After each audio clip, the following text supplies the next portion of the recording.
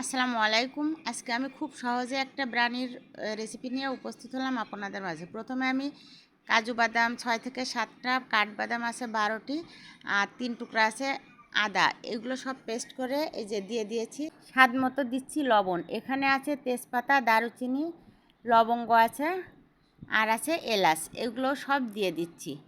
এবার দিয়ে দিচ্ছি এটা রসুন বাটা সমান সমান 2 টেবিল চামচ। একটা উঁচু করে দিয়েছি আর একটা হাফ দিয়েছি, সমান সমান 2 টেবিল চামচ হবে।